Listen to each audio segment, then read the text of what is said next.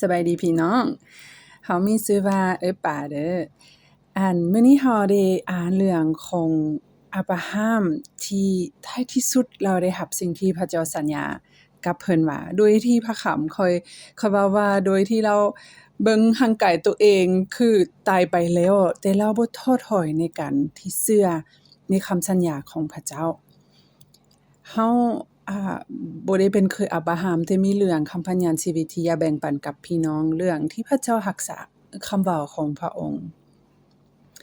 ในปี2011เนาะเฮาผู้ที่เฮาใกล้ชิดเฮารักหลาย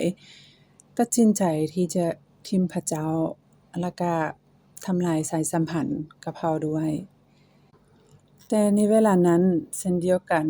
พระเจ้าได้สัญญานำเฮาว่าเราสิให้ลูกชายของตนกลับมาอยู่กับพระองค์อีกครั้งแล้วก็จะฟื้นฟูสายสัมพันธ์กับเฮาหลายปีเฮารอคอยอีหลีและบางครั้งเฮารู้สึกว่าโอ้ใกล้สิเกิดแต่สุดท้ายก็ผิดหวังแล้วไปผิดหวังอีกแล้วก็จากคนที่ว่ามันเซยกับพระเจ้าเป็นคนที่กลายเป็นผู้เย่อเย้ยพระเจ้าแล้วก็เลิกในความมืดเลิกในความบาปจึงมาเบิ่งที่ว่าโอ้เป็นไปได้ยากหรือเป็นไปบ่ได้แต่ว่าลึกในใจเฮาพระเจ้าก็ได้ให้เฮามีความหวังเพราะว่าความหวังของเฮาบ่ได้อยู่กับการกระทำของเพิ่นบ่ได้อยู่กับความสามารถที่เป็นไปได้แต่อยู่กับผู้ที่สัญญาว่าคือพระเจ้าและสิ่งที่พระเจ้าเป็นเวลาเฮามาอ่านพระคัมภีร์เฮาเห็นว่าพระเจ้าผูกมัดพระองค์กับสิ่งที่พระองค์เว้าผูกมัดกับความเว้าแล้วก็เฮาเห็นว่าหลายครั้งชนชาติอิสราเอลก็หักหลังพระองค์แต่พระเจ้ายังซอกแสวงหาเขาเจ้าเรื่อยๆโดยที่บ่ยอมแพ้จักเทื่อจึงว่ามื้อนึงเฮาเคยถามพระเจ้าบ่ยอมแพ้นำเพิ่นบ่เพราะว่าเราปฏิเสธหลายครั้งพระเจ้าแล้วก็แบบมันยากที่ว่าพระเจ้ายังมีความเมตตาบ่แต่พระเจ้าบ่ค่อยยอมแล้วก็ใช้เวลา10ปี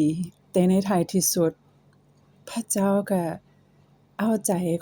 ของลูกชายกลับมาอยู่ที่ข้าพเจ้าอีกครั้งคือพระเจ้าสัญญาไว้แล้วแม่นเฮาก็สมยินดีในสิ่งที่พระเจ้าได้สัญญาแล้วก็เฮ็ดให้มันเกิดขึ้น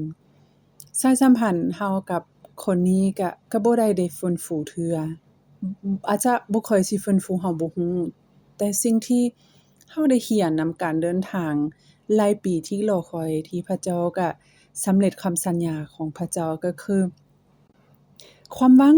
บ่แม่นการตัดสินใจเทื่อเดียวแล้วก็แล้วความหวังเป็นคือกล้ามที่เฮามาฝึกและฝึกอีกฝึกและฝึกอีกแต่นอกจากนั้นพระเจ้าสอนเฮาด้วยว่าบางทีสิ่งที่พระเจ้าเว้าหรือสิ่งที่เฮาบ่เข้าใจอาจจะบ่ตรงกันเหมือนคือกับเมื่อเทวดามาบอกกับมารีว่าลูกชายของเราจะเป็นกษัตริย์และเฮาจินตนาการได้ง่ายว่าที่เวลามารียืนอยู่ที่ไม้กางเขนเห็นลูกชายของตัวเองมาไต่คือเหมือนคือโจรเราอาจจะบ่เข้าใจแต่พระเจ้าบ่ได้ตัวเป็นการที่พระเยซูเป็นกษัตริย์เป็นเรื่องจริงมีแต่เฮาเข้าใจว่าความเข้าใจของเฮากับสิ่งที่พระเจ้าเว้ามีขีดจำกัดและเฮาต้องยอมรับว่าบางสิ่งบางอย่างพระเจ้าจะบ่ได้อธิบายแต่พระเจ้าบ่ค่อยตัวเพียงแต่เฮาบ่ได้พึ่งพาประสบการณ์ของตัวเอง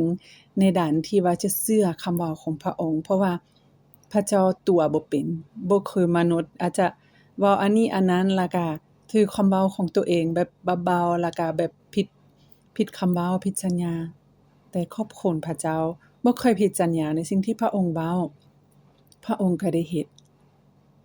ก็เลยก็ฝากทุกคนที่กำลังรอคอยสิ่งที่พระเจ้าได้สัญญาว่าให้ฝึกฝนกล้ามในความหวังที่ว่าบ่เบิ่งสถานการณ์แต่เบิ่งที่ผู้ได้สัญญาว่าเราสัตย์ซื่อตลอดอาเมน